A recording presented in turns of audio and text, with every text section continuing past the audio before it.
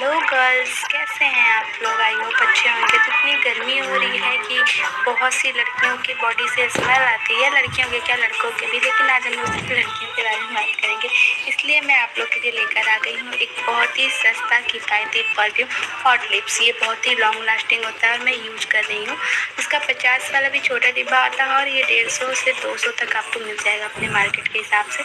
मुझे ये 150 रुपये में मिल गया है और ये देखिए कितना अच्छा मतलब स्मेल आता है। मैं मतलब जब भी अपने बॉडी पे स्प्रे करती हूँ तो मन करता है मैं इसे बस महकती रहूँ। इतना अच्छा महक है इसका ना, ये आप लोग को भी पसंद आएगा और ये लॉन्ग लास्टिंग है। तो आप लोग भी एक बार इसे ट्राई करके ज़रूर देखना और अगर ख़राब लगे तो मुझे कमेंट करके बताना। वैसे तो ये ख़राब नहीं लगेगा और अगर ख़राब लगे तो आप लोग को जो बोलना होगा मेरे कमेंट बॉक्स में आपका स्वागत है। ठीक है, हम लोग मिलेंगे फिर अगले ऐसे ही किसी वीडियो के साथ। Bye bye.